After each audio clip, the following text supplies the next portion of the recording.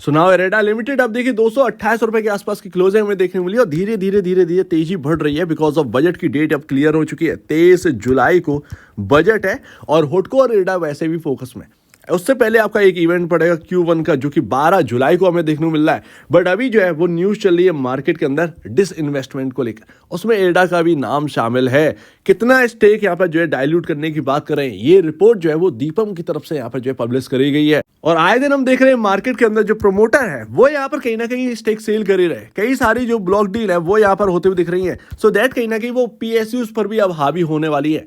Government को एक यहाँ पर जो है ना एक जो लेटर है, जो आप कह सकते हैं एक जो शेयर होल्डिंग पैटर्न है, वो यहाँ पर दिया गया है दीपम की तरफ से और बताया गया है कि कैसे 11,50,000 करोड़ रुपए की रकम जुटाई जा सकती है अगर आप पोटेंशियल डिसइन्वेस्टमेंट करते हैं PSUs के अंदर। उसमें इरेडा भी शामिल है और यहाँ पर अगर आप देखेंगे तो टॉप पर भी चल रहा है स्टॉक, ऐसी बात नहीं है। तो जो वैल्यूएशन है कितना यहाँ पर जो है इंक्रीज करते चले जाएंगे, वो कहीं ना कहीं अब हावी हो सकता है मार्केट के अंदर भी, क्योंकि ऑलरेडी अब अगर आप देखें तो PSU नहीं बल्कि ओवरऑल मार्केट के अंदर हाई वैल्यूएशन पर स्टॉक बहुत सारे ट्रेड कर रहे हैं। तो ऐसे में कितना यहाँ पर जो है खींचा जा सकता है ज़्यादा से ज़्यादा बजट तक, क्योंकि वो एक लास्ट ट्रिगर है अगर आप देखें, क्योंकि इन तो दिन बजट यहाँ पर निकल गया, इलेक्शन निकल गया और अब फुल बजट की बारी है। तो ये सारे ट्रिगर जो है वो खत्म होने को है, उसके बाद आपको जो है क्वार्टरली नंबर्स के बेसिस पर यहाँ पर चलना है, तो वो अपनी एक बात यहाँ पर निकल कर आती है। बट हाई वैल्यूएशन कहीं ना कहीं ये एक जो बात है वो दीपम को भी समझ में आ रही है। और जब भी हाई वैल्यूएशन होती है तो कहीं ना कहीं यहाँ पर जो है ना, यहाँ पैसा ज़्यादा बन रहा होता है गवर्नमेंट का, वहाँ पर stake sale, potential stake sale की बात आती ही है। इवन 2 दिन पहले यहाँ पर बिजनेस स्टैंडर्ड में न्यूज़ भी छपी थी कि renewable financer IREDA high valuation के चलते एक लिमिटेड यहाँ पर जो है ना अपसाइड यहाँ पर रखने वाला है कहीं ना कहीं, क्योंकि सबको पता है कि हाई वैल्यूएशन पर ट्रेड कर रहा है स्टॉक। अच्छा, ये गिर नहीं रहा वो एक अलग बात है, लेकिन पता सबको कि हाई वैल्यूएशन है, उसको कंट्रोल कैसे किया जाता है, कैसे वो सही से हो सकता है। अगर ये Q1 के नंबर्स अच्छे निकल गए और आपके प्रॉफिटेबिलिटी में एक अच्छा खासा जंप हमें देखने को मिला, सो दैट कहीं ना कहीं वो जो हाई वैल्यूएशन है उसको थोड़ा सा कमजोर करने में कामयाब हो सकते हैं। और हो सकता है वो बजट तक आपका जो है ना वो एक अच्छे नंबर्स की वजह से तेजी भी खिंच जाए, कोई भरोसा नहीं है। तो 12 जुलाई जो है ना काफी इंपॉर्टेंट डेट है इरेडा के शेयर होल्डर्स के लिए। और दीपम यानी कि department of investment and public asset management, आप कैसे कह सकते हैं गवर्नमेंट के पोर्टफोलियो मैनेजर हैं और यहाँ पर ये सब कुछ स्ट्रेटेजिक प्लान करते हैं। इनकी तरफ से शेयर होल्डिंग पैटर्न दिया गया, बहुत सारे PSUs का नाम है और सबसे जो हाईएस्ट पर है जिससे सबसे ज़्यादा पैसा मिलेगा वो IRFC 80,000 करोड़ के आसपास की वैल्यू यहाँ पर बताई जा रही है, तो वो यहाँ पर होना है। और यहाँ पर अगर आप नाम देखें तो इरेडा का ये आपके सामने नाम दिया गया है और यहाँ पर ये जो स्टेक की वैल्यू है वो 480 यहाँ पर 48,000, क्योंकि ये जो रिपोर्ट है वो 19 जून को यहाँ पर पब्लिश करी गई थी और वहाँ से अगर आप देखें 19 जून से अभी का जो प्राइस है वो काफ़ी सर्ज हो चुका है। तो वैल्यूएशन में भी काफ़ी फर्क आ चुका है। जो उस वक्त वैल्यू थी इरेडा की बताई जा रही थी मार्केट कैपिटलाइजेशन दीपम की तरफ से वो 48,000 थी, बट अभी जो है वो 60,000 निकल गई है। यानी कि गवर्नमेंट का यहाँ पर जो है जो स्टेक की वैल्यू है, बात कर रहे हैं 24% की बिकवाली की। पोटेंशियल डिसइन्वेस्टमेंट यहाँ पर हो सकता है 24% का स्टेक। तो यहाँ पर जो 24% से यहाँ पर बेचने पर 11,500 करोड़ रुपए जो है वो हाथ लग रहे थे, बट अभी जो है वो वैल्यू में सर्ज आ चुका है। ऑलमोस्ट यहाँ पर अगर आप देखें तो 15,000 करोड़ के आसपास का यहाँ पर जो है गवर्नमेंट अगर 24% हटाती है तो उसे 15,000 करोड़ रुपए का यहाँ पर जो है सीधे सीधे वैल्यू का फायदा होगा। तो ये यहाँ पर गवर्नमेंट का कहीं ना कहीं प्लान हो सकता है। ऑफकोर्स ये दीपम की तरफ से यहाँ पर जो है रिपोर्ट दी जा चुकी है, बट अभी जो फाइनल जो आंसर है वो गवर्नमेंट तय करेगी कि करना है या नहीं करना है, राइट, किन स्टॉक्स में करना है ये भी तय होना है। तो अभी जो है इरेडा का नाम है, बट 24% करना भी है या नहीं करना है, क्या वो सिर्फ और सिर्फ 10% करेंगे या 15% करेंगे, ये गवर्नमेंट के ऊपर है, या करेंगे ही नहीं।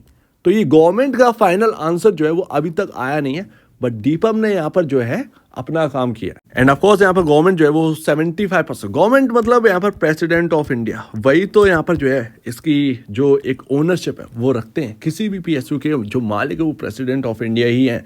और यहाँ पर अगर आप देखेंगे तो यहाँ पर घटाने की बात है, बट यहाँ पर जो है मेजॉरिटी स्टेक जो है वो रहने वाली है, माइनॉरिटी स्टेक में गवर्नमेंट नहीं जाएगी, ये आप ध्यान रखें। यानी कि गवर्नमेंट कंपनी ही रहेगी इरेडा, माइनॉरिटी में नहीं जाएंगे। माइनॉरिटी में अगर जाते तो यहाँ पर नॉन गवर्नमेंट कंपनी हो जाती है एयरटेल, लेकिन गवर्नमेंट यहाँ पर जो है ना पूरा हाथ नहीं हटा सकते। इसलिए लगता है कि 24% की जो बात है वो शायद और लो हो। अगर बात आती भी है स्टेक सेल की, तब भी यहाँ पर जो है वो काफ़ी लो है। एंड ऑफकोर्स यहाँ पर जो है पैसे की तो नीड है ही गवर्नमेंट को, और यहाँ पर जो है स्टेक सेल अगर होती भी है तो बेनिफिट ही बेनिफिट है, क्योंकि यहाँ पर अगर आप देखें तो वो पैसा आफ्टर ऑल आएगा तो कंपनियों के पास ही खर्चा के लिए कि आप ये करिए, ये प्लान्स पर यहाँ पर खर्चे होंगे, रिन्यूएबल में भी प्लान पर खर्च होगा।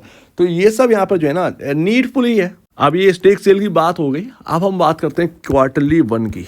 क्या कंफर्ट लाना है भाई, देखिए 7.18 टाइम यहाँ पर जो है प्राइस टू बुक वैल्यू यहाँ पर पहुँच चुका है।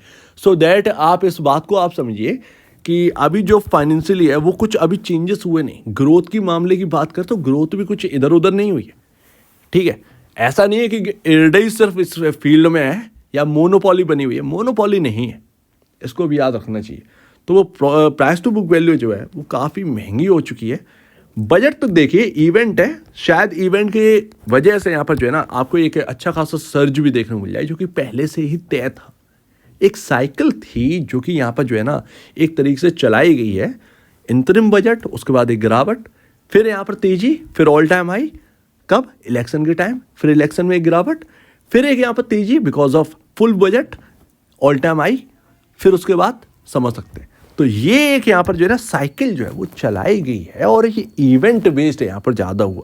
उसके बाद जब ये पूरे इवेंट ट्रिगर जो है ख़त्म हो रहे हैं, आप आओगे फंडामेंटल पर, और उसमें जितना भी यहाँ पर जो महंगापन होगा वो घटता हुआ नजर आएगा। अब वो बात की बात है कितना क्या होगा। एंड लास्ट, अब देखिए बजट तक क्या यहाँ पर गवर्नमेंट फैसला लेगी, क्या आएगा ये किसी को कुछ पता नहीं है।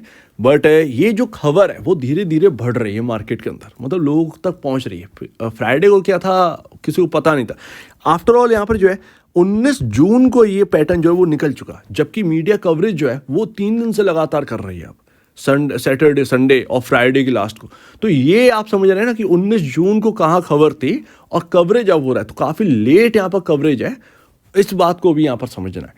खैर अभी बात निकल के आई है तो सब जगह यहाँ पर चल रहा है। अब देखते हैं इसका क्या रिएक्ट होगा पीएसयूज के ऊपर, कुछ पता नहीं।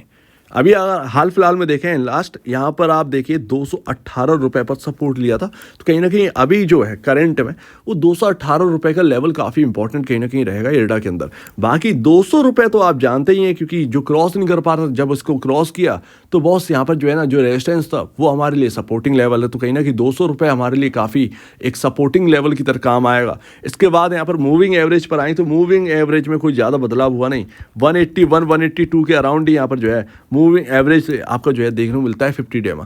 तो आप यहाँ पर जो है ना कुछ स्ट्रेटजी बना के काम करिएगा, ज़्यादा बेहतर है।